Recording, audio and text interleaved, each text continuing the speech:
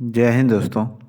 तो आज हम स्पीडी पब्लिकेशन की जो बिहार एसएससी द्वितीय इंटर स्तरीय संयुक्त प्रतियोगिता परीक्षा के लिए सामान्य विज्ञान की जो बुक आई है उसमें आज हम भौतिक विज्ञान में पूछे गए सभी वन लाइनर प्रश्नों को इस वीडियो में देखेंगे। तो चलिए पहले प्रश्न से शुरू करते हैं। तो पहला प्रश्न है, मात्रक एवं इकाई से द्रव तथा ऊर्जा और उसकी परस्पर क्रियाओं का अध्ययन कहलाता है। तो भौतिक विज्ञान। भौतिक विज्ञान का पिता कहा जाता है किसे? तो आइंस्टीन को। अगला सवाल है, E बराबर mc² समीकरण दिया था किसने? तो आइंस्टीन ने। भौतिक शब्द की उत्पत्ति हुई है तो फ्यूसियस से। ग्रीक शब्द फ्यूसियस का अर्थ होता है तो प्रकृति। अगला सवाल है, वर्तमान में मापन का अंतर्राष्ट्रीय स्तर पर मान्य पद्धति है? तो SI स्टैंडर्ड इंटरनेशनल। SI पद्धति स्वीकार किया गया था 1967 में। SI पद्धति में मूल मात्रकों की संख्या है तो 7। SI पद्धति में संपूरक मात्रकों की संख्या है 2। अगला सवाल है, प्रकाश वर्ष मात्रक है। प्रकाश वर्ष मात्रक है दूरी का। एक प्रकाश वर्ष बराबर होता है तो 9.46 गुणे 10⁻12 किलोमीटर या 9.46 गुणे 10⁻15 मीटर। दूरी मापने की सबसे बड़ी इकाई है तो पारसेक। एक पारसेक बराबर होता है तो 3.262 प्रकाश वर्ष। अगला सवाल है, समुद्री दूरी मापने की इकाई है। समुद्री दूरी मापने की इकाई क्या है? तो नॉटिकल मील। एक नॉटिकल मील बराबर होता है 1.852 किलोमीटर के। जल की प्रवाह दर को मापा जाता है तो क्यूसेक में। एक क्यूसेक बराबर होता है 28.317 लीटर। अगला सवाल है, समतल कोण का मात्रक होता है। समतल कोण का मात्रक क्या होता है? तो रेडियन। धन कोण का मात्रक होता है तो स्टेरेडियन। रेखीय वेग का मात्रक होता है। रेखीय वेग का मात्रक क्या होता है? मीटर प्रति सेकंड। दो वस्तुओं के बीच के कोणीय दूरी को मापा जाता है तो सेक्सटेंट में। और अगर आपको ये वीडियो हेल्पफुल लग रही है दोस्तों, तो आप मेरे यूट्यूब चैनल को सब्सक्राइब जरूर करें और इस वीडियो को अपने सभी दोस्तों में एक बार शेयर कर दें ताकि उनकी भी हेल्प हो सके। और मैं वीडियो के आगे आपको बताऊंगा कि आपको इसकी PDF फाइल जो है वो कहाँ मिल सकती है, तो वीडियो में बने रहें। अगला सवाल है, जड़त्व आघूर्ण का मात्रक है तो किलोग्राम मीटर स्क्वायर। जड़त्व आघूर्ण का मात्रक है किलोग्राम मीटर स्क्वायर। वायुमंडल में ओजोन परत की मोटाई मापी जाती है तो डॉप्सन में। प्रेरकत्व का मात्रक क्या होता है? प्रेरकत्व का मात्रक होता है हेनरी। अगला सवाल है, प्रदीप्ति घनत्व का मात्रक होता है। प्रदीप्ति घनत्व का मात्रक होता है लक्स। द्रव्यमान का मात्रक है तो किलोग्राम। एक माइक्रोन बराबर होता है तो 0.001 मिलीमीटर के। 0.001 मिलीमीटर बराबर होता है तो 10⁻⁻6 मीटर के। अगला सवाल है, 1 नैनोमीटर बराबर होता है। 1 नैनोमीटर बराबर होता है तो 10⁻⁻9 मीटर। 10⁻⁻9 मीटर। अगला सवाल है, फर्मी मीटर है। फर्मी मीटर है तो लंबाई की न्यूनतम इकाई। अगला सवाल है, ज्योति फ्लक्स का मात्रक होता है। ज्योति फ्लक्स का मात्रक होता है न्यूमेन। ज्योति तीव्रता का मात्रक होता है। ज्योति तीव्रता का मात्रक होता है कैंडिला। 1 पिकोग्राम बराबर होता है तो 10⁻⁻12 ग्राम के। 1 फेम्टो बराबर होता है। 1 फेम्टो बराबर होता है 10⁻⁻15 मीटर के। 1 बेरल बराबर होता है तो 159 लीटर। 1 गैलन बराबर होता है तो 3.785 लीटर के। 3.785 लीटर के। अगला सवाल है, 1 कैरेट बराबर होता है। 1 कैरेट बराबर होता है तो 200 मिलीग्राम के। 1 फेदम बराबर होता है तो 6 फीट। 1 फेदम बराबर होता है 6 फीट। अगला सवाल है, महत्वपूर्ण मापन उपकरण से गैसों का दाब मापा जाता है। गैसों का दाब किस यंत्र से मापा जाता है? तो मैनोमीटर यंत्र से। द्रव की श्यानता मापक है तो विस्कोमीटर। द्रव की श्यानता का मापक है विस्कोमीटर। द्रव्यों के प्रवाह की इकाई की गति मापक है, द्रवों के प्रवाह की गति मापक है वेंचुरीमीटर। बादलों की ऊंचाई, वेग तथा गति की दिशा की माप की जाती है, तो नेफोस्कोप के द्वारा। बादलों की ऊंचाई, वेग तथा गति की दिशा की माप की जाती है नेफोस्कोप से। अगला सवाल है, वाहन की चाल मापा जाता है, वाहन की चाल मापा जाता है तो टेकोमीटर से। वाहन द्वारा तय की गई दूरी मापक यंत्र है, तो ओडोमीटर। रक्तचाप मापा जाता है स्फिग्नोमेनोमीटर से। समुद्र में डूबी वस्तुओं की स्थिति जानने के लिए प्रयोग किया जाता है, तो सोनार का। सोनार का पूर्ण रूप है, सोनार का पूर्ण रूप क्या है? Sound, navigation and ranging. Sonar प्रयोग किया जाता है तो नौ संचालकों द्वारा। सागर की गहराई मापी जाती है तो फेरोमीटर से। समुद्री तल से विमानों की ऊंचाई मापी जाती है, समुद्र तल से विमानों की ऊंचाई मापी जाती है अल्टीमीटर से। सोलर रेडिएशन मापा जाता है, सोलर रेडिएशन मापा जाता है तो पायर हीलियोमीटर या पायरेनोमीटर से। अगला सवाल है, पनडुब्बी के अंदर से बाहर देखने के लिए प्रयोग किया जाता है, पनडुब्बी के अंदर से बाहर देखने के लिए प्रयोग किया जाता है तो पेरिस्कोप का। ध्वनि की तीव्रता मापक यंत्र है तो ऑडियोमीटर। भूकंपी तीव्रता मापी जाती है तो रिएक्टर पैमाने पर, भूकंपी तीव्रता मापी जाती है रिएक्टर पैमाने पर। भूकंपी तीव्रता मापक यंत्र है तो सिस्मोग्राम, भूकंपी तीव्रता मापक यंत्र है सिस्मोग्राम।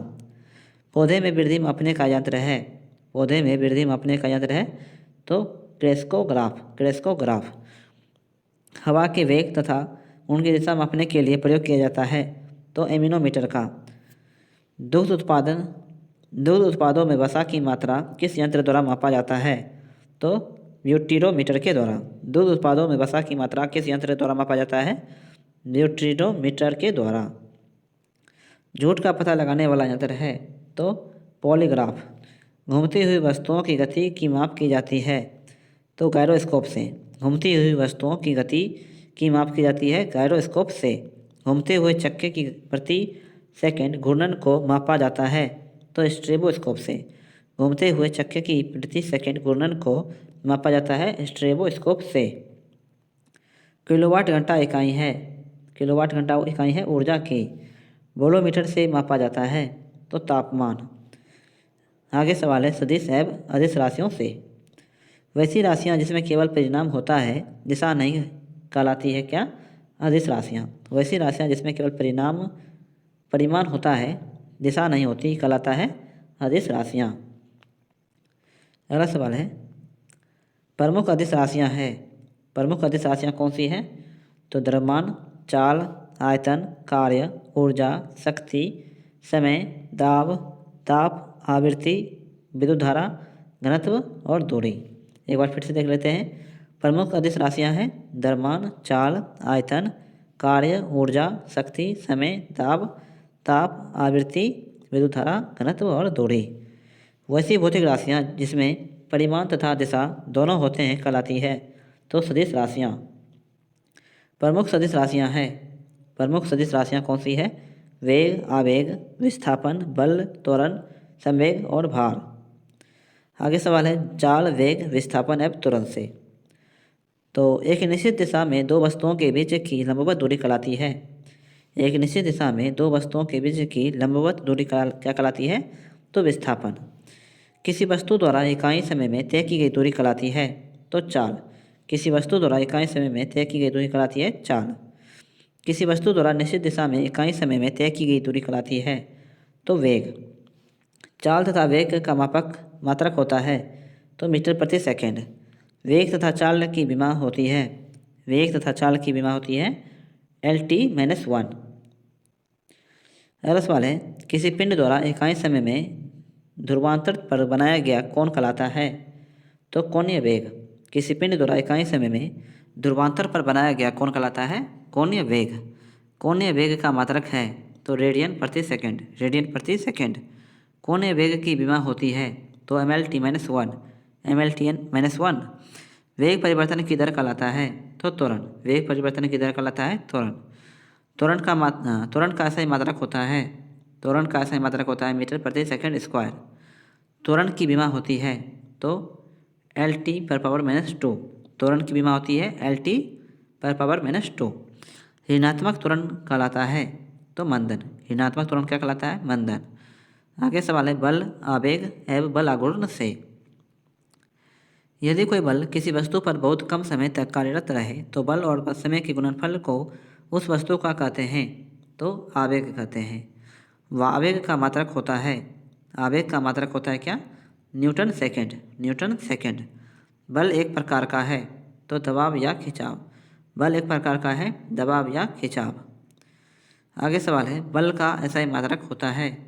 बल का SI मात्रक क्या होता है? न्यूटन। बल का CGS मात्रक होता है तो डाइन। बल का CGS मात्रक क्या होता है? डाइन। 1 न्यूटन बराबर होता है तो 10⁻5 डाइन के। बल की विमा होती है तो ML/T-2। बल की विमा क्या होती है? ML/T-2। बल गुणनफल है, बल गुणनफल है मात्रा और त्वरण का, मात्रा और त्वरण का। वृत्तीय मार्ग पर केंद्र की ओर लगने वाला बल कहलाता है तो अभिकेंद्रीय बल। अभिकेंद्रीय बल के उदाहरण हैं तो पृथ्वी के प्रेरिता कृत्रिम उपग्रहों की गति। पृथ्वी के प्रेरिता कृत्रिम उपग्रहों की गति। अभिकेंद्रीय बल की दिशा होती है, अभिकेंद्रीय बल की दिशा होती है केंद्र की ओर। वृत्तीय मार्ग पर केंद्र से बाहर लगने वाला बल कहलाता है तो अपकेंद्रीय बल। वृत्तीय मार्ग पर केंद्र से बाहर लगने वाला बल कहलाता है अपकेंद्रीय बल। अगला सवाल है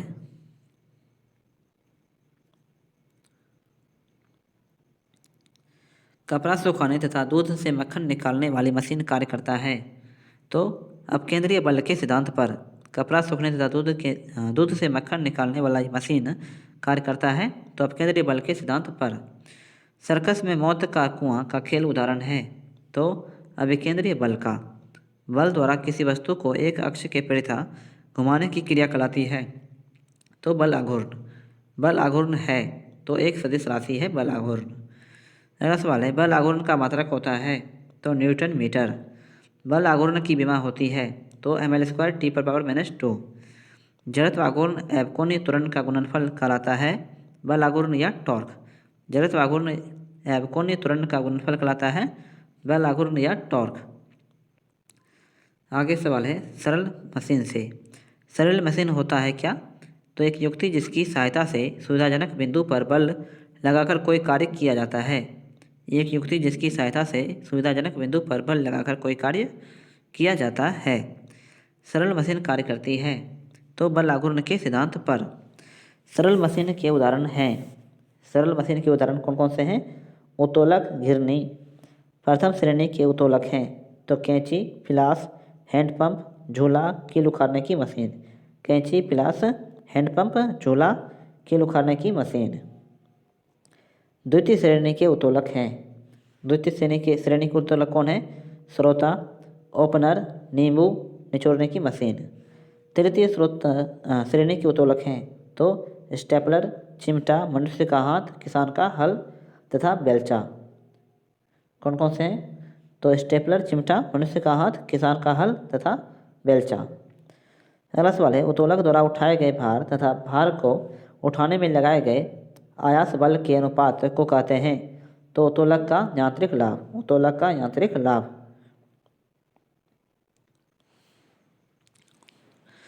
आगे सवाल है प्रक्षेप गति से। तो पहला सवाल है जब किसी पिंड को क्षैतिज गति से कोण बनाते हुए ऊर्ध्वाधर तल में प्रक्षेपित किया जाता है तो पिंड का यह गति कहलाता है तो प्रक्षेप गति। प्रक्षेप गति के उदाहरण हैं, प्रक्षेप गति के उदाहरण है धनुष से छूटा बाण, तोप से छूटा गोला। प्रक्षेप का पथ होता है तो परवलयाकार। प्रक्षेप का पथ होता है क्या? परवलयाकार। प्रक्षेप को अधिकतम दूरी तक फेंकने के लिए प्रक्षेपित किया जाना चाहिए तो 45 डिग्री कोण से, 45 डिग्री के कोण से। प्रक्षेप की ऊंचाई अधिकतम होगी जब प्रक्षेप कोण होगा तो 90 डिग्री। घर्षण एवं घर्षण बल हैं, घर्षण एवं घर्षण बल हैं तो पहला सवाल है वह बल जो वस्तुओं के संपर्क तल पर कार्य करता है तथा सापेक्ष गति का विरोध करता है कहलाता है तो घर्षण बल। वह बल जो वस्तुओं के संपर्क तल पर कार्य करता है तथा सापेक्ष गति का विरोध करता है कहलाता है घर्षण बल। अगला सवाल है, मशीनों में घर्षण कम करने के लिए प्रयोग किया जाता है। तो स्नेहक या ग्रेफाइट का। किसी सरकती वस्तु पर लगने वाला घर्षण बल कहलाता है। तो सर्पी घर्षण बल। सर्पी घर्षण बल। किसी लुढ़कती हुई वस्तु और सतह के बीच लगने वाला घर्षण बल कहलाता है। तो लोटनिक घर्षण बल। किसी लुढ़कती हुई वस्तु और सतह के बीच लगने वाला घर्षण बल क्या कहलाता है? लोटनिक घर्षण बल। किसी वस्तु को किसी सतह पर खिसकाने पर जो घर्षण बल गति का विरोध करता है उसे कहा जाता है स्थितिज घर्षण बल। किस घर्षण बल का मान सबसे अधिक होता है? किस घर्षण बल का मान सबसे अधिक होता है? स्थितिज घर्षण बल का। स्थितिज घर्षण बल का। लोटनिक घर्षण बल का मान होता है। लोटनिक घर्षण बल का मान होता है सबसे कम। अंतरिक्ष से गिरता हुआ पिंड पृथ्वी के वायुमंडल में प्रवेश करने पर जल उठता है। तो वायु के घर्षण के कारण। वायु के घर्षण के कारण। ब्लैक बोर्ड तथा कागज पर लिखना संभव है। ब्लैक बोर्ड तथा कागज पर लिखना संभव है घर्षण के कारण। वाहनों में स्नेहक तेल का प्रयोग किया जाता है। वाहनों में स्नेहक तेल का प्रयोग किया जाता है घर्षण कम करने के लिए। न्यूटन के गति नियम एवं जड़त्व। प्रिंसिपिया पुस्तक किसने लिखी? तो न्यूटन ने। गति के नियमों के प्रतिपादक हैं। तो न्यूटन। न्यूटन के प्रथम गति नियम के अनुसार कोई गतिमान या स्थिर वस्तु अपनी गति या स्थिर अवस्था को तब तक बनाए रखती है जब तक उस पर कोई बाह्य बल न लगाया जाए। न्यूटन का प्रथम गति नियम कहलाता है। न्यूटन का प्रथम गति नियम क्या कहलाता है? गैलीलियो या जड़त्व का नियम। जड़त्व के नियम की खोज की थी तो गैलीलियो ने। बस के अचानक चलने पर यात्री का पीछे की ओर गिरता है विराम के जड़त्व के कारण। विराम के जड़त्व के कारण। बम से अचानक रुकने पर यात्री का आगे की ओर झुकता है। बस के अचानक रुकने पर यात्री का आगे की ओर झुकना है तो गति के जड़त्व के कारण। डंडे से प्रहार करने पर कोट की धूल झड़ जाती है तो विराम के जड़त्व के कारण। वस्तु के जड़त्व मापने की इकाई है। वस्तु के जड़त्व मापने की इकाई है द्रव्यमान। बल की परिभाषा प्राप्त होती है। बल की परिभाषा प्राप्त होती है प्रथम गति नियम से। प्रथम गति नियम से। न्यूटन के द्वितीय गति नियम के अनुसार किसी वस्तु के संवेग में परिवर्तन की दर वस्तु पर लगे बल के अनुक्रमानुपाती होती है। बल का व्यंजन प्राप्त होता है। बल का व्यंजन प्राप्त होता है न्यूटन के द्वितीय गति नियम से। न्यूटन के द्वितीय गति नियम से। अगला सवाल है, न्यूटन के तृतीय गति नियम के अनुसार प्रत्येक क्रिया के उसके बराबर तथा विपरीत दिशा में प्रतिक्रिया होती है। पत्थर को ठोकर मारने से व्यक्ति को चोट लगने का कारण है तो प्रतिक्रिया। गति का प्रथम समीकरण है। गति का प्रथम समीकरण है v बराबर u प्लस ए टी। गति का द्वितीय समीकरण है s बराबर U T plus half A T square. गति का द्वितीय समीकरण संबंध प्रदान करता है तो वस्तु के स्थिति समय के बीच। वस्तु के स्थिति समय के बीच। संवेग एवं भार। संवेग एवं भार। किसी वस्तु के द्रव्यमान तथा वेग का गुणनफल कहलाता है तो संवेग। संवेग का मात्रक है तो किलोग्राम मीटर प्रति सेकेंड। संवेग का मात्रक है किलोग्राम मीटर प्रति सेकेंड। संवेग की विमा होती है। संवेग की विमा होती है तो mL/t-1। संवेग संरक्षण के सिद्धांत के अनुसार यदि कणों के किसी समूह पर कोई बाह्य बल नहीं लग रहा हो तो उस निकाय का कुल संवेग अपरिवर्तित रहता है। संवेग संरक्षण के सिद्धांत के अनुसार यदि कणों के किसी समूह पर कोई बाह्य बल नहीं लग रहा हो तो उस निकाय का कुल संवेग अपरिवर्तित रहता है। रॉकेट का गति उड़ना कार्य प्रणाली के सिद्धांत पर आधारित है तो संवेग संरक्षण के सिद्धांत पर। क्रायोजेनिक इंजन प्रयुक्त होती है तो रॉकेट में। जेट इंजन किस सिद्धांत पर कार्य करती है? जेट इंजन किस सिद्धांत पर कार्य करती है? रैखिक संवेग के संरक्षण के सिद्धांत पर। पृथ्वी जिस बल से किसी पिंड को अपनी ओर खींचती है कहलाती है तो भार। भार का मात्रक होता है तो न्यूटन। 1 किलोग्राम बराबर होता है तो 9.8 न्यूटन। वस्तु का भार कम होता है तो विषुवत रेखा पर। वस्तु का भार कम होता है विषुवत रेखा पर। वस्तु का भार सर्वाधिक होता है तो ध्रुव पर।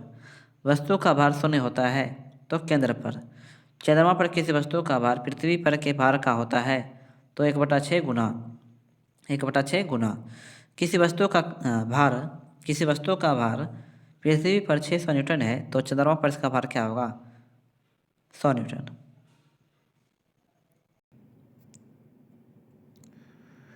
कार्य होता है, तो कार्य जो है एक अदिश राशि है। कार्य का SI मात्रक क्या होता है? तो जूल। कार्य का CGS मात्रक होता है अर्घ। 1 जूल बराबर होता है तो 10⁻7 अर्घ के। अगला सवाल है, किसी वस्तु पर किया गया कार्य निर्भर नहीं करता है तो वस्तु के द्रव्यमान पर। एक पिंड द्वारा किया गया कार्य निर्भर नहीं करता है तो वस्तु के प्रारंभिक वेग पर। एक वस्तु पर बल लगने के बावजूद भी किया गया कार्य शून्य होगा यदि उसका विस्थापन हो तो शून्य। कार्य हुआ माना जाता है जब बल लगने पर वस्तु विस्थापित होती है। यदि कोई वस्तु वृत्ताकार पथ में घुमाई जाती है तो उस वस्तु पर किया गया कार्य होता है तो शून्य। कार्य ऋणात्मक माना जाता है जब विस्थापन बल के विपरीत दिशा में होता है। कार्य करने की क्षमता कहलाती है क्या? तो ऊर्जा। कार्य करने की क्षमता कहलाती है ऊर्जा। अगला सवाल है, ऊर्जा का SI मात्रक होता है तो जूल। 1 ग्राम वसा से उत्पन्न ऊर्जा है तो 9 किलो कैलोरी। 1 ग्राम वसा से उत्पन्न ऊर्जा है 9 किलो कैलोरी। किसी वस्तु में स्थिति के कारण कार्य करने की क्षमता कहलाती है तो स्थितिज ऊर्जा। स्थितिज ऊर्जा। खींचे हुए धनुष के तार, खींचे गए रबर बैंड तथा घड़ी की चाबी में संचित ऊर्जा होती है तो स्थितिज ऊर्जा। तनी हुई स्प्रिंग में होती है। तनी हुई स्प्रिंग में होती है क्या? स्थितिज ऊर्जा होती है तनी हुई स्प्रिंग में। अगला सवाल है, बांध बनाकर रोके गए जल की ऊर्जा होती है तो स्थितिज ऊर्जा। किसी ऊंचाई पर रखे गए पिंड में होती है। किसी ऊंचाई पर रखे गए पिंड में होती है स्थितिज ऊर्जा। अगला सवाल है, किसी वस्तु में गति के कारण कार्य करने की क्षमता कहलाती है तो गतिज ऊर्जा। गतिज ऊर्जा बराबर होता है 1/2 mv²। बहते जल में धनुष से छोड़े गए तीर में संग्रहित ऊर्जा होती है तो गतिज ऊर्जा। बहती हुई हवा में होती है। बहती हुई हवा में कौन सी ऊर्जा होती है? गतिज ऊर्जा। चलती गाड़ी में बैठे व्यक्ति की ऊर्जा होगी तो गतिज एवं स्थितिज ऊर्जा दोनों। किसी वस्तु का वेग दोगुना करने पर उसकी गतिज ऊर्जा हो जाएगी तो 4 गुनी। किसी वस्तु का वेग दोगुना करने पर उसकी गतिज ऊर्जा हो जाएगी 4 गुनी। किसी वस्तु का द्रव्यमान दोगुना करने पर उसकी गतिज ऊर्जा हो जाएगी तो 2 गुनी। संवेग को दोगुना करने पर गतिज ऊर्जा हो जाएगी तो 4 गुनी। संवेग को दोगुना करने पर गतिज ऊर्जा हो जाएगी 4 गुनी। अगला सवाल है, स्थितिज और गतिज ऊर्जाओं का योग कहलाती है। स्थितिज और गतिज ऊर्जाओं का योग कहलाती है क्या? यांत्रिक ऊर्जा। ऊर्जा संरक्षण के नियम के अनुसार ऊर्जा को ना तो उत्पन्न किया जा सकता है ना ही नष्ट किया जा सकता है। अगला सवाल है, लेंज का नियम परिणाम है। लेंज का नियम परिणाम है किसका? ऊर्जा संरक्षण के नियम का। आगे है शक्ति। कार्य करने की दर कहलाती है तो शक्ति। कार्य करने की दर क्या कहलाती है? शक्ति। शक्ति का SI मात्रक होता है तो वाट। शक्ति का SI मात्रक होता है वाट। 1 वाट बराबर होती है तो 1 जूल पर सेकेंड। 1 किलोवाट घंटा बराबर होता है तो 3.6 गुणे 10⁻6 जूल के। 1 किलोवाट घंटा बराबर होती है 3.6 गुणे 10⁻6 जूल के। विद्युत ऊर्जा संयंत्रों की क्षमता प्रदर्शित की जाती है तो मेगावाट में। विद्युत ऊर्जा संयंत्रों की क्षमता प्रदर्शित की जाती है मेगावाट में। 1 मेगावाट बराबर होती है तो 1000 किलोवाट। 1 अश्व शक्ति बराबर होता है तो 746 वाट के। साधारण मनुष्य की शक्ति होती है जो 0.05 से 0.1 अश्व शक्ति। साधारण मनुष्य की शक्ति होती है 0.05 से 0.1 अश्व शक्ति के। आगे है गुरुत्वाकर्षण व गुरुत्वीय त्वरण। बल जिससे पृथ्वी वस्तुओं को अपनी ओर खींचती है कहलाती है तो गुरुत्व बल। बल जिससे पृथ्वी वस्तुओं को अपनी ओर खींचती है कहलाती है गुरुत्व बल। दो पिंडों के मध्य लगने वाला आकर्षक बल कहलाता है? तो गुरुत्वाकर्षण बल। दो पिंडों के मध्य लगने वाला आकर्षक बल कहलाता है गुरुत्वाकर्षण बल। गुरुत्वाकर्षण बल के कारण जो त्वरण उत्पन्न होता है कहलाता है तो गुरुत्वीय त्वरण। गुरुत्वाकर्षण बल के कारण जो उत्पन्न होता है कहलाता है गुरुत्वीय त्वरण। गुरुत्वीय त्वरण जी का मान होता है तो 9.8 मीटर पर सेकेंड स्क्वायर। गुरुत्वीय त्वरण का मात्रक होता है तो मीटर प्रति सेकेंड स्क्वायर। जी का मान सबसे अधिक होता है तो ध्रुवों पर। जी का मान सबसे अधिक होता है ध्रुवों पर। जी का मान कम होता है तो विषुवत रेखा पर। जी का मान कम होता है विषुवत रेखा पर। जी का मान 0 होता है तो पृथ्वी के केंद्र पर। चंद्रमा पर गुरुत्वीय त्वरण का मान पृथ्वी के गुरुत्वीय त्वरण का होता है 1/6 गुना। चंद्रमा पर गुरुत्वीय त्वरण का जो मान है वो पृथ्वी के गुरुत्वीय त्वरण का होता है 1/6 गुना। अगला सवाल है गुरुत्वीय त्वरण जी निर्भर नहीं करता है। गुरुत्वीय त्वरण जी निर्भर नहीं करता है द्रव्यमान और आकार पर। पृथ्वी की सतह से ऊपर जाने पर गुरुत्वीय त्वरण जी का मान क्या होता है तो घटता है।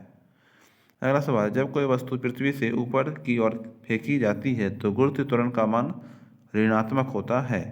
गुरुत्वाकर्षण का सिद्धांत दिया था किसने? तो गुरुत्वाकर्षण का जो सिद्धांत था वो न्यूटन ने दिया था। गुरुत्वाकर्षण के सार्वत्रिक नियम का प्रतिपादन किया था न्यूटन ने। गुरुत्वाकर्षण के सार्वत्रिक नियम का प्रतिपादन किया था न्यूटन ने। अगला सवाल है गुरुत्वाकर्षण नियतांक कैपिटल जी है एक अदिश राशि। गुरुत्वाकर्षण नियतांक कैपिटल जी है एक अदिश राशि।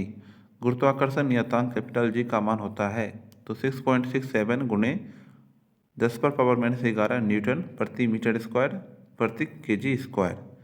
6.67 गुणे 10⁻⁻11 न्यूटन मीटर स्क्वायर पर केजी स्क्वायर। शून्य में स्वतंत्र रूप से गिरती वस्तुओं का गुरुत्वीय त्वरण होता है तो समान। शून्य में स्वतंत्र रूप से गिरती वस्तुओं का गुरुत्वीय त्वरण होता है तो समान। अगला सवाल है लिफ्ट में स्थित पिंड का भार बढ़ा हुआ प्रतीत होता है। लिफ्ट में स्थित पिंड का भार बढ़ा हुआ प्रतीत होता है जब लिफ्ट ऊपर की ओर जाती है। लिफ्ट में स्थित पिंड का भार घटा हुआ प्रतीत होता है जब लिफ्ट नीचे की ओर जाती है। अगला सवाल है नीचे आते समय लिफ्ट की डोरी टूट जाए तो लिफ्ट में स्थित पिंड का भार होगा 0। नीचे आते समय लिफ्ट की डोरी टूट जाए तो लिफ्ट में स्थित पिंड का भार होगा 0। जब पिंड एक समान वेग से ऊपर या नीचे जाता है तो इस दिशा में भार में कोई परिवर्तन प्रतीत नहीं होता है। जब पिंड एक समान वेग से ऊपर या नीचे जाता है तो इस दिशा में भार में कोई परिवर्तन प्रतीत नहीं होता है। अगला सवाल है शून्य गुरुत्वाकर्षण कहलाता है। शून्य गुरुत्वाकर्षण कहलाता है भारहीनता। मुक्त स्वतंत्र रूप से गिर रही वस्तु का भार होता है 0। मुक्त स्वतंत्र रूप से गिर रही वस्तु का भार होता है 0। जब कोई वस्तु ऊपर से गिराई जाती है तो उसका भार क्या होगा? अपरिवर्तित रहता है। जब कोई वस्तु ऊपर से गिराई जाती है तो उसका भार अपरिवर्तित रहता है। हवा में लोहे और लकड़ी के समान भार की गेंद को समान ऊंचाई से गिराने पर लोहे की गेंद पहले गिरेगी लकड़ी की बाद में। पहले जो है लोहे की गेंद गिरेगी और बाद में लकड़ी की गेंद। अगला सवाल है हवा की अनुपस्थिति में लोहे और लकड़ी की समान भार की गेंदों को समान ऊंचाई से गिराने पर वह एक साथ पृथ्वी पर पहुंचेगी। यानी निर्वात में दोनों जो है एक साथ पहुंचेगी और अगर हवा रहे तो लोहे की पहले और लकड़ी की बाद में। आगे सवाल है कृत्रिम उपग्रह एवं पलायन वेग से। ग्रहों के चारों ओर परिक्रमण करने वाले आकाशीय पिंड कहलाते हैं तो उपग्रह। ग्रहों की गति संबंधित नियम का प्रतिपादन किया था तो केपलर ने। भू स्थिर उपग्रह स्थित होते हैं तो पृथ्वी तल से 36,000 किलोमीटर की ऊंचाई पर। भू स्थिर उपग्रह स्थित होते हैं पृथ्वी तल से 36,000 किलोमीटर की ऊंचाई पर। अगला सवाल है भू स्थिर उपग्रह पृथ्वी की परिक्रमा करता है। भू स्थिर उपग्रह पृथ्वी की परिक्रमा करता है तो पश्चिम से पूर्व की ओर। भू स्थिर उपग्रहों का परिक्रमण काल है 24 घंटे। संचार उपग्रह प्रायः स्थापित किए जाते हैं तो भू स्थिर कक्षाओं में। संचार उपग्रह प्रायः स्थापित किए जाते हैं। तो भू-स्थिर कक्षाओं में कृत्रिम उपग्रह के अंदर प्रत्येक वस्तु का भार होता है 0। कृत्रिम उपग्रह के अंदर प्रत्येक वस्तु का भार होता है 0। उपग्रहों की चाल निर्भर नहीं करती है तो उसके द्रव्यमान पर। उपग्रहों की चाल निर्भर नहीं करती है उसके द्रव्यमान पर। कृत्रिम उपग्रह में विद्युत ऊर्जा का स्रोत होता है सौर सेल। कृत्रिम उपग्रह में विद्युत ऊर्जा का स्रोत होता है सौर सेल। अगला सवाल है, वह न्यूनतम वेग जिससे किसी पिंड को पृथ्वी की सतह से ऊपर की ओर फेंकने पर वह गुरुत्वीय क्षेत्र को पार कर जाता है कहलाता है पलायन वेग। इसका मान कितना होता है 11.2 किलोमीटर प्रति सेकेंड। पृथ्वी के लिए पलायन वेग है तो 11.2 किलोमीटर प्रति सेकेंड। सूर्य के लिए पलायन वेग का मान है तो 42 किलोमीटर प्रति सेकेंड। चंद्रमा के लिए पलायन वेग है तो 2.38 किलोमीटर प्रति सेकेंड। पलायन वेग कक्ष वेग का होता है तो √2 गुना। पलायन वेग जो है कक्ष वेग का होता है √2 गुना। आगे सवाल है दाब से। किसी वस्तु के एकांक क्षेत्र पर लगने वाला बल कहलाता है तो दाब। दाब का ऐसा ही मात्रक होता है तो न्यूटन प्रति मीटर स्क्वायर, जिसे पास्कल भी कहा जाता है। 1 पास्कल बराबर होता है 1 न्यूटन प्रति मीटर स्क्वायर। दाब की विमा होती है तो ml-1 t-2। दाब की विमा होती है ml-1 t-2। अगला सवाल है, दाब निर्भर करता है। दाब जो है निर्भर करता है क्षेत्रफल पर। क्षेत्रफल कम होने पर दाब अधिक लगता है। दाब बढ़ाने पर बर्फ का गलनांक क्या होता है घट जाता है। बर्फ के 2 टुकड़े को आपस में दबाने पर आपस में चिपक जाते हैं क्योंकि दाब अधिक होने से बर्फ का गलनांक घटता है। बर्फ के 2 टुकड़े को आपस में दबाने पर आपस में चिपक जाते हैं क्योंकि दाब अधिक होने से बर्फ का गलनांक घटता है। द्रव का क्वथनांक दाब बढ़ने पर बढ़ता है। द्रव का क्वथनांक जो है दाब बढ़ने पर बढ़ता है। जब एक गैस के पात्र में दबाव बढ़ाया जाता है तो उसका द्रव्यमान क्या होगा तो स्थिर रहेगा। जब एक गैस के पात्र में दबाव बढ़ाया जाता है तो इसका द्रव्यमान स्थिर रहेगा। आगे सवाल है वायुमंडलीय दाब से। वायुमंडलीय दाब है तो पारे के 760 मिलीमीटर ऊंचे स्तंभ द्वारा पड़ने वाला दाब। वायुमंडलीय दाब है पारे के 760 मिलीमीटर ऊंचे स्तंभ द्वारा पड़ने वाला दाब। समुद्र तल पर औसत वायुदाब होता है तो 76 सेंटीमीटर या 760 मिलीमीटर। वायुमंडलीय दाब मापा जाता है तो बैरोमीटर से। वायुमंडलीय दाब की इकाई होती है तो बार। वायुमंडलीय दाब की इकाई होती है बार। एक बार बराबर होता है तो 10⁵ न्यूटन प्रति मीटर स्क्वायर के। पृथ्वी की सतह से ऊपर जाने पर वायुमंडलीय दाब क्या होता है तो कम हो जाता है। साबुन के बुलबुले के अंदर का दाब होता है तो वायुमंडलीय दाब से अधिक। साबुन के बुलबुले का अंदर का दाब होता है वायुमंडलीय दाब से अधिक। अगला सवाल है, जब किसी झील की तली से उठकर वायु का बुलबुला ऊपरी सतह पर आता है तो उसका आकार क्या होगा बढ़ जाएगा। वायुयान में बैठे यात्री के फाउंटेन पेन से स्याही रिसने लगती है क्योंकि ऊपर जो है वायुदाब कम होता है इसलिए। वायुयान में बैठे यात्री के फाउंटेन पेन से स्याही रिसने लगती है क्योंकि ऊपर वायुदाब कम होता है इसलिए। अगला सवाल है, पहाड़ों पर खाना बनाने में कठिनाई होती है। पहाड़ों पर खाना बनाने में कठिनाई होती है क्योंकि ऊपर वायुदाब कम होता है। बैरोमीटर का पाठ्यांक अचानक गिरना संकेत करता है तो आंधी तूफान आने की। बैरोमीटर के पाठ्यांक का धीरे धीरे गिरना संकेत देता है तो वर्षा होने की। बैरोमीटर के पाठ्यांक का धीरे धीरे ऊपर चढ़ना संकेत होता है तो मौसम साफ रहने का। वायु में जल की उपस्थिति कहलाती है तो आर्द्रता। वायु में जल की उपस्थिति कहलाती है आर्द्रता। आपेक्षिक आर्द्रता मापी जाती है तो हाइग्रोमीटर से। आपेक्षिक आर्द्रता मापी जाती है हाइग्रोमीटर से। ताप बढ़ने पर आपेक्षिक आर्द्रता क्या होती है तो बढ़ती है। ताप बढ़ने पर आपेक्षिक आर्द्रता क्या होती है बढ़ती है।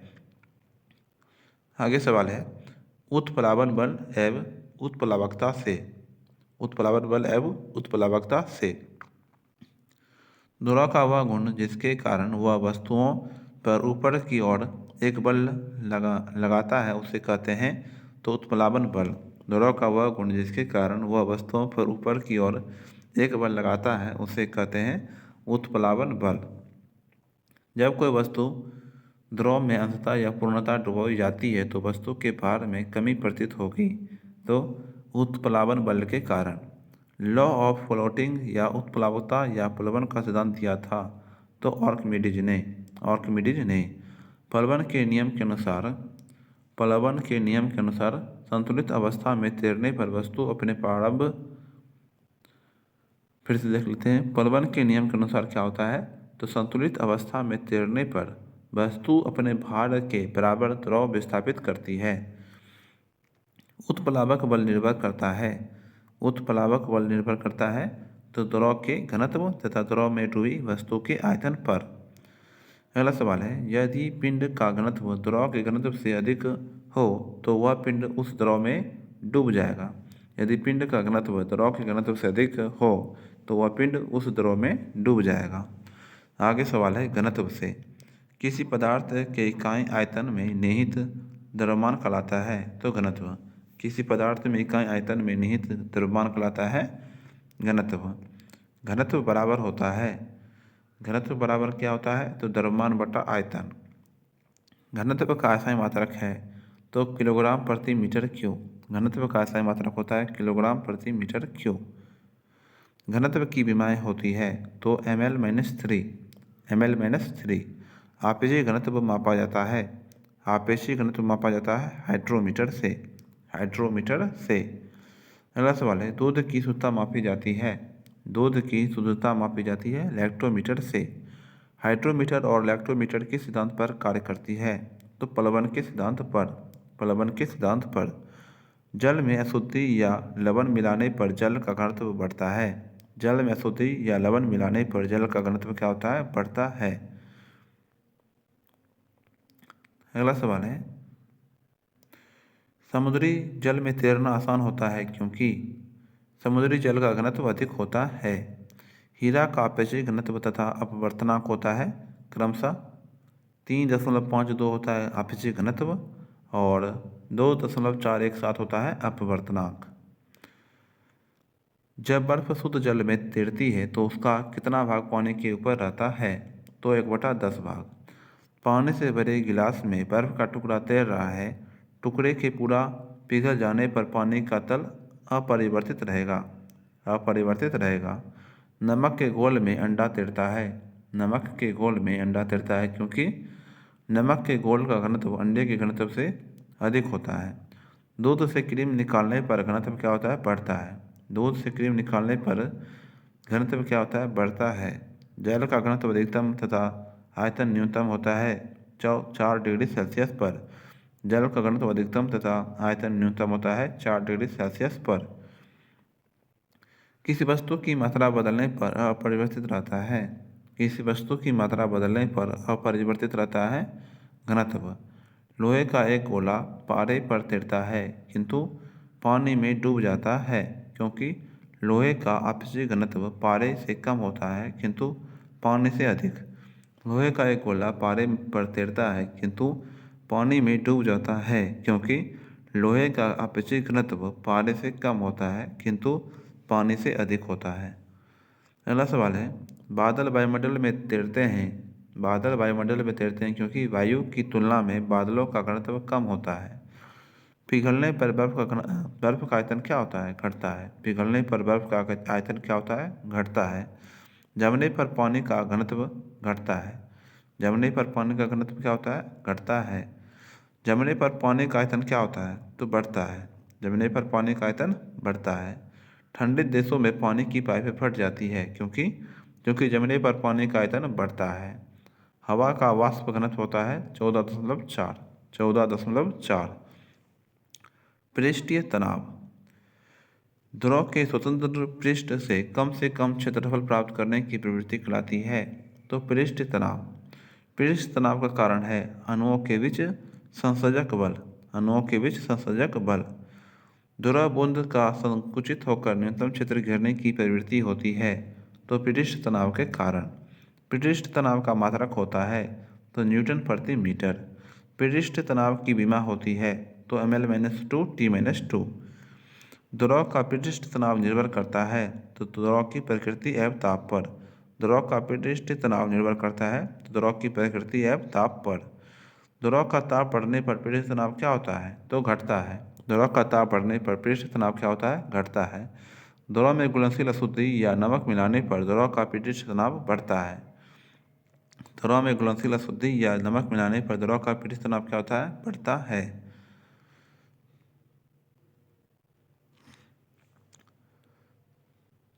अपमार्जक मिलाने से जल का पृष्ठ तनाव कम हो जाता है। अपमार्जक साबुन या डिटर्जेंट मिलाने से जल का पृष्ठ तनाव क्या होता है कम हो जाता है। वर्षा की बूंदें गोलाकार होती है तो पृष्ठ तनाव के कारण। वर्षा की बूंदें गोलाकार होती है पृष्ठ तनाव के कारण।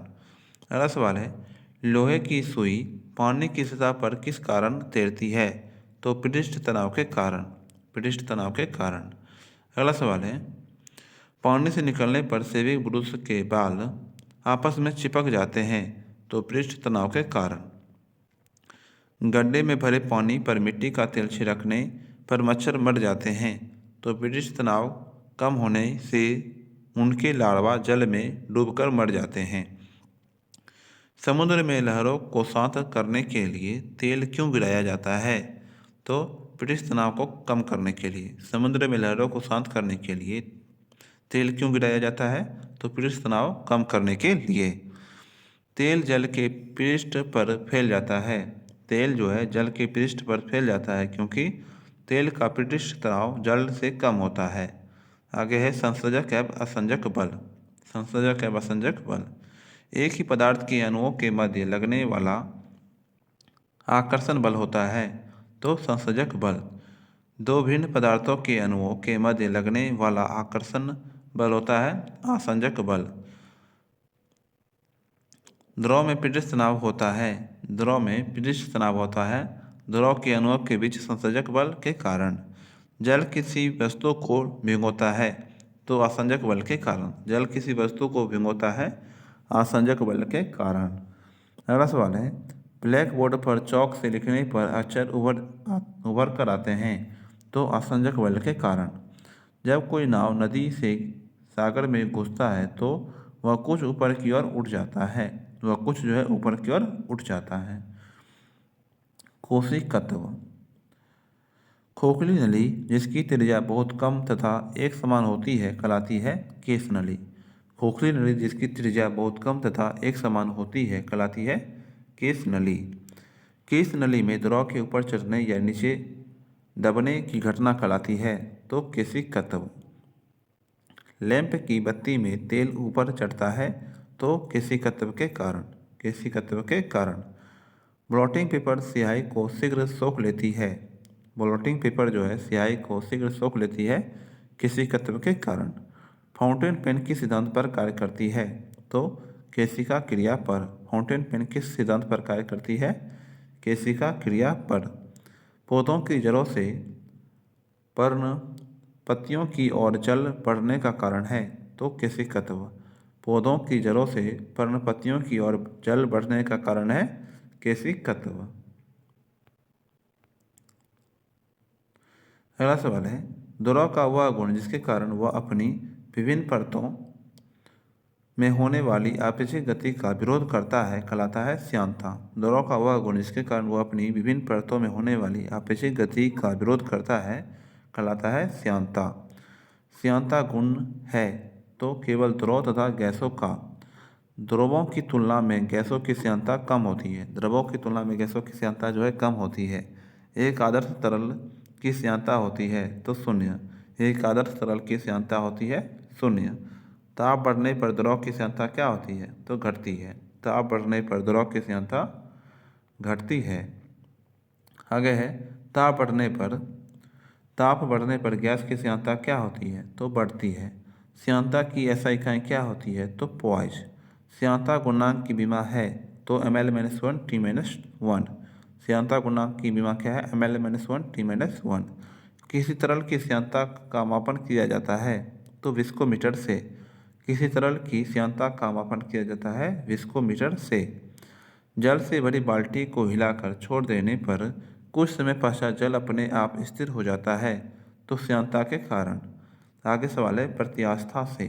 प्रत्यास्था, जब किसी पिंड पर भारी बल लगाया जाता है तो उसका आकार और आकृति दोनों ही बदल जाता है तथा जैसे ही बल हटाया जाता है वह अपने पूर्ववर्त स्थिति में आने का प्रयास करता है। पिंड का यह गुण कहलाता है क्या? तो प्रत्यास्था कहलाता है। प्रत्यास्था एकांक क्षेत्रफल पर लगने वाला बल कहलाता है तो प्रतिबल। एकांक क्षेत्रफल पर लगने वाला बल कहलाता है प्रतिबल। प्रतिबल का मात्रक होता है तो न्यूटन पर मीटर स्क्वायर या पास्कल। प्रतिबल का मात्रक होता है न्यूटन पर मीटर स्क्वायर या पास्कल।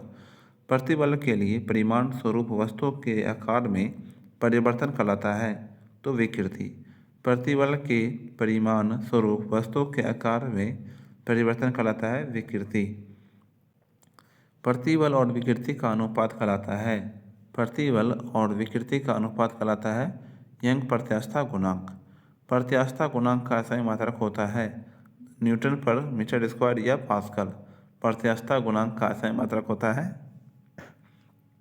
न्यूटन पर मीटर स्क्वायर या पास्कल। सर्वाधिक प्रत्यास्था पदार्थ है तो क्वार्टज का। सर्वाधिक प्रत्यास्था पदार्थ है क्वार्टज का। हुक के नियम अनुसार होता है प्रत्यास्था की सीमा में उत्पन्न विकृति उस पर लगाए गए प्रतिबल के अनुक्रमानुपाती होती है। हुक के नियमानुसार प्रत्यास्था की सीमा में उत्पन्न विकृति उस पर लगाए गए प्रतिबल के अनुक्रमानुपाती होती है। हुक का नियम है प्रतिबल बटा विकृति बराबर ई। कमानीदार तुला किसके सिद्धांत पर कार्य करता है तो हुक के नियम पर। कमानीदार तुला किसके सिद्धांत पर कार्य करता है? हुक के नियम पर। अगला सवाल है बर्नौली प्रमेय से। बर्नौली प्रमेय के अनुसार जिस स्थान पर द्रव का वेग अधिक होता है वहाँ दाब कम होता है। बर्नौली प्रमेय के अनुसार जिस स्थान पर द्रव का वेग अधिक होता है वहाँ दाब कम होता है। बर्नौली प्रमेय किसके संरक्षण के बारे में बताता है तो द्रव चालित दाब के। बर्नौली प्रमेय किसके संरक्षण के बारे में बताता है तो द्रव चालित दाब के। अगला सवाल है बर्नौली प्रमेय के अनुसार गहरा जल शांत बहता है।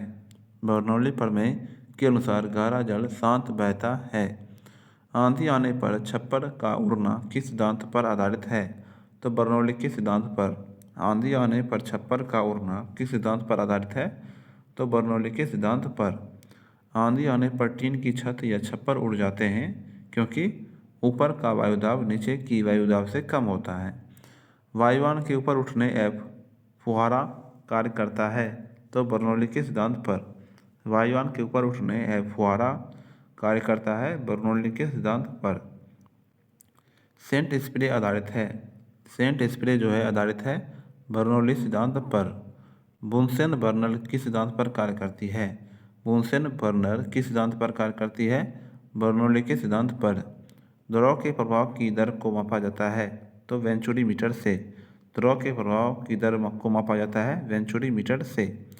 द्रव चालित ब्रेक या हाइड्रोलिक ब्रेक कार्य करता है तो पास्कल के सिद्धांत पर।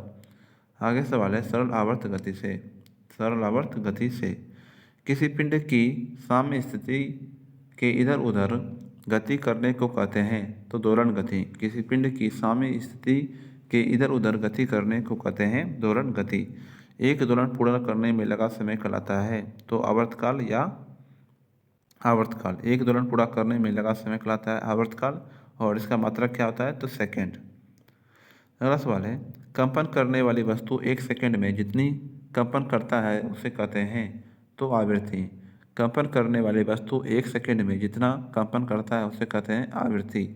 आवृत्ति का मात्रक होता है तो हर्ट्ज। एक माध्यम से दूसरे माध्यम में जाने पर ध्वनि की आवृत्ति क्या होती है तो नहीं बदलती है। अगला सवाल है सेकेंडरी दोलक का आवर्तकाल होता है। सेकेंडरी दोलक का आवर्तकाल होता है 2 सेकेंड। आवर्तकाल निर्भर नहीं करता है तो द्रव्यमान पर। आवर्तकाल निर्भर नहीं करता है तो द्रव्यमान पर। स्प्रिंग को अपनी साम्य स्प्रिंग को अपनी सामान्य लंबाई पर वापस लौटने के लिए लगने वाले बल को कहते हैं तो प्रत्यानयन बल। स्प्रिंग को अपनी सामान्य लंबाई पर वापस लौटने के लिए लगने वाला बल को कहते हैं प्रत्यानयन बल। झूले पर एक व्यक्ति के स्थान पर दो व्यक्ति बैठ जाएं तो आवर्तकाल अपरिवर्तित रहेगा। लोलक का आवर्तकाल निर्भर करता है तो लोलक की लंबाई पर। लोलक की लंबाई बढ़ने पर आवर्तकाल क्या होता है तो बढ़ जाता है। लोलक की लंबाई बढ़ने पर आवर्तकाल जो है बढ़ जाता है। कोई लड़की झूला झूलते खड़ी हो जाए तो उसका आवर्तकाल क्या होगा तो घट जाएगा। किसी पेंडुलम की लंबाई दुगनी करने पर उसका आवर्तकाल रूट 2 गुना बढ़ जाएगी। अगला सवाल है, जब लोलक की लंबाई चौगुनी की जाती है तो उसका आवर्तकाल हो जाएगा तो दुगनी। जब लोलक की लंबाई चौगुनी की जाती है तो उसका आवर्तकाल हो जाएगा दुगनी। किसी लोलक की घड़ी को पृथ्वी तल से ऊपर या नीचे ले जाया जाए तो घड़ी का आवर्तकाल बढ़ जाएगा। अगला सवाल है, लोलक घड़ियाँ गर्मियों में सुस्त हो जाती है। लोलक घड़ियाँ जो है गर्मियों में सुस्त हो जाती है क्योंकि लोलक की लंबाई बढ़ जाती है। आगे सवाल है, तरंग एवं तरंग गति से। अनुप्रस्थ तथा अनुदैर्ध्य है तो यांत्रिक तरंगे। अनुप्रस्थ तथा अनुदैर्ध्य क्या है यांत्रिक तरंगे। जल तरंगे होती है तो अनुप्रस्थ। जल तरंगे होती है अनुप्रस्थ तरंगे। दो उत्तोलक श्रृंग अथवा दो उत्तोलक गर्तों के बीच की दूरी कहलाती है तो तरंगदैर्ध्य। दो उत्तरोत्तर सुरंग अथवा दो उत्तरोत्तर गर्तों के बीच की दूरी कहलाती है तरंगदैर्ध्य। तरंगदैर्ध्य का ऐसा मात्रक है तो मीटर या एंगस्ट्रम। तरंगदैर्ध्य का ऐसा मात्रक होता है मीटर या एंगस्ट्रम। एक एंगस्ट्रम बराबर होता है तो 10⁻⁻10 मीटर के। 10⁻⁻10 मीटर के। आगे सवाल है, ध्वनि से। ध्वनि का अध्ययन कहलाता है। ध्वनि का अध्ययन क्या कहलाता है एकॉस्टिक। ध्वनि का वेग सार्वधिक होता है तो ठोस में। ध्वनि का वेग सार्वधिक होता है ठोस में। ध्वनि की चाल न्यूनतम होती है तो गैस में।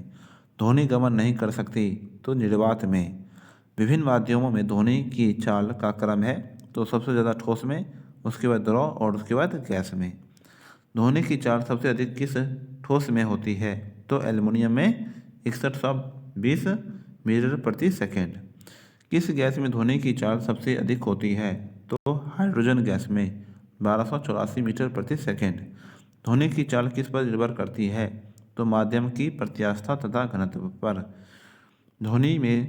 हवा में ध्वनि का वेग होता है तो 332 मीटर प्रति सेकेंड। 332 मीटर प्रति सेकेंड। जल में ध्वनि की चाल होती है। जल में ध्वनि की चाल होती है 1483 मीटर प्रति सेकेंड। लोहा स्टील में ध्वनि की चाल होती है। लोहा या स्टील में ध्वनि की चाल होती है 5130 मीटर प्रति सेकेंड। डॉपलर प्रभाव संबंधित है तो ध्वनि से। डॉपलर प्रभाव संबंधित है ध्वनि से। डॉपलर प्रभाव के अनुसार जब किसी ध्वनि स्रोत और श्रोता के बीच आपेक्षिक गति होती है तो श्रोता को ध्वनि स्रोत की वास्तविक आवृत्ति बदलती हुई प्रतीत होती है।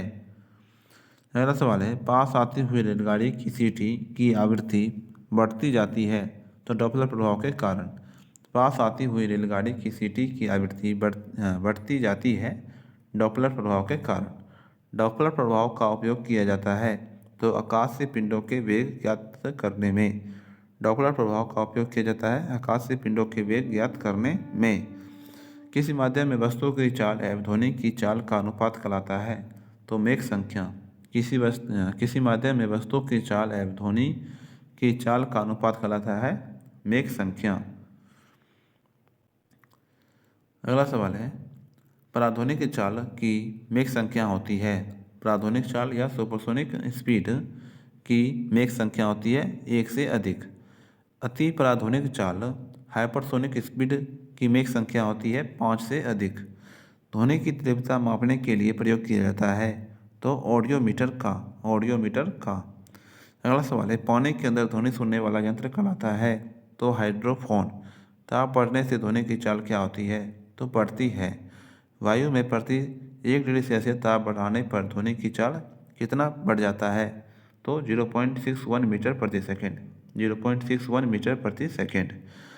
दाब का ध्वनि की चाल पर कोई प्रभाव नहीं पड़ता। दाब का ध्वनि की चाल पर कोई प्रभाव नहीं पड़ता।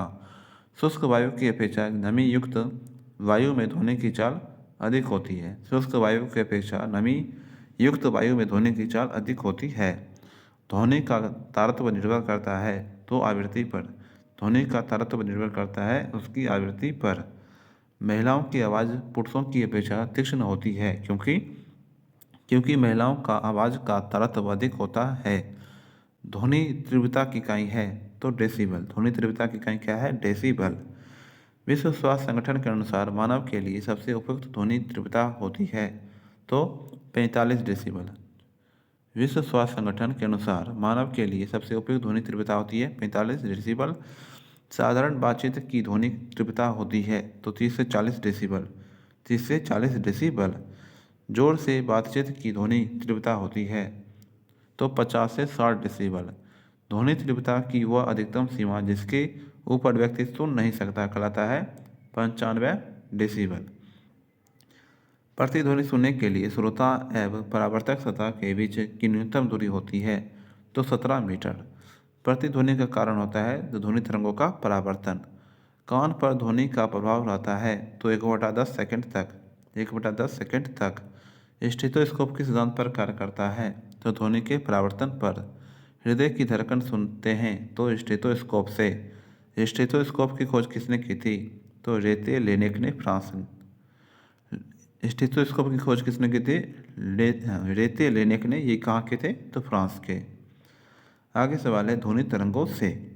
ध्वनि तरंगे होती है तो अनुदैर्ध्य तरंगे। ध्वनि तरंगे होती है अनुदैर्ध्य तरंगे। ध्वनि तरंगे गमन करती है तो लंबवत। 20 हर्ट्ज से नीचे की आवृत्ति वाली ध्वनि तरंगे कहलाती है तो अपश्रव्य। 20 हर्ट्ज से नीचे की आवृत्ति वाली ध्वनि तरंगे कहलाती है अपश्रव्य तरंगे। 20 हर्ट्ज से 20,000 हर्ट्ज के बीच की आवृत्ति वाली ध्वनि तरंगे कहलाती है तो श्रव्य तरंगे। श्रव्य तरंगे। अगला सवाल है 20,000 हर्ट्ज के ऊपर की आवृत्ति वाली ध्वनि तरंगे कहलाती है तो पराश्रव्य तरंगे। सोनार तकनीकी में उपयोग होता है तो पराश्रव्य तरंगों का। सोनार तकनीकी में उपयोग होता है पराश्रव्य तरंगों का। पराश्रव्य तरंगों को कौन सुन सकता है तो कुत्ता, बिल्ली, चमगादड़, डॉल्फिन, मछली। पराश्रव्य तरंगों को कौन सुन सकता है? कुत्ता, बिल्ली, चमगादड़, डॉल्फिन, मछली। हमारा कान सुन सकता है तो श्रव्य तरंगों को। ध्वनि तरंगों में कौन सी घटना घटित नहीं हो सकती है तो ध्रुवण की घटना जो है ये ध्वनि तरंगों में नहीं हो सकती। आगे है विद्युत चुम्बकीय तरंगे। वे तरंगे जिन्हें संचरण के लिए भौतिक माध्यम की आवश्यकता नहीं होती कहलाती है विद्युत चुम्बकीय तरंगे। विद्युत चुम्बकीय तरंगों की अवधारणा किसके द्वारा प्रस्तुत की गई थी? विद्युत चुम्बकीय तरंगों की अवधारणा किसके द्वारा प्रस्तुत की गई थी? मैक्सवेल के द्वारा। विद्युत चुम्बकीय तरंगे होती है तो अनुप्रस्थ तरंगे। विद्युत चुम्बकीय तरंगे बनी होती है तो फोटॉन की। विद्युत चुम्बकीय तरंगे बनी होती है फोटॉन की। एक्स किरणें,